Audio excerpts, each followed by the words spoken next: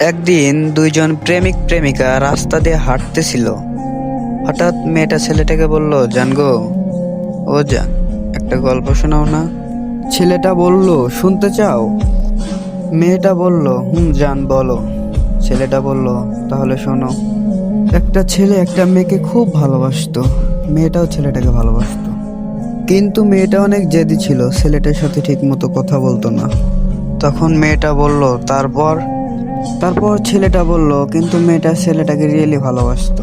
একদিন ছেলেটা মেয়েটার সাথে কথা বলতেছিল। মেয়েটা বলল, শোনা, আজ আমি একটু হারিয়ে যাব। ছেলেটা বলল, কোথায় যাবে, কার সাথে যাবে? মেয়েটা বলল, খালামণিদের বাসায় যাব, একা যাব। ছেলেটা যেতে নিষেধ করলো, কিন্তু মেয়েটা শুনলো না, আবারও বলল, তোমার সাথে কথা বলবো না আমি, আমার নিজের স্বাধীনতা বলতে কিছু রাখছো তুমি? এই কথা বলে মেয়েটা অফলাইনে চলে গেল। তারপর ছেলেটা মন খারাপ করে কাজে যেতে লাগলো।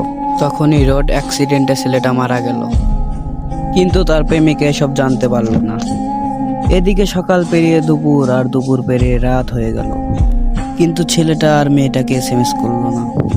মেয়েটাও ছেলেটাকে নক দিল না, কারণ মেয়েটা অনেক জেদি ছিল। তারপর ছেলেটা 2 দিন ধরে অফলাইনে। এবার মেয়েটার একটু চিন্তা হলো। তারপর মেয়েটি ছেলেটাকে অনেক এসএমএস করলো, কিন্তু দেখার মতো কেউ ছিল না। তারপর মেয়েটা ছেলেটার নাম্বার একটা কল দিল। ফোনটা ধরলো একটা মেয়ে। মেয়েটি জিজ্ঞাসা করলো, কে আপনি? ওই পাশ থেকে বলল, আমি আরমানের বোন। আরমানের বোন বলল, কে আপনি? মেয়েটা বলল, আমি আরমানের গার্লফ্রেন্ড। তখন বোন কান্না ভেজা কণ্ঠে বলল, আরমান ভাইয়া গতকালকে রোড অ্যাক্সিডেন্টে মারা গেছে। এদিকে প্রেমিকার মাথায় আকাশ ভেঙে পড়ল। মেয়েটা তখন একটু একটু ভাবতে লাগলো, আমি এটা কি করলাম তার সাথে? মেয়েটার একটা আফসোস থেকে যাবে, ছেলেটার কথা শুনতে পারতো।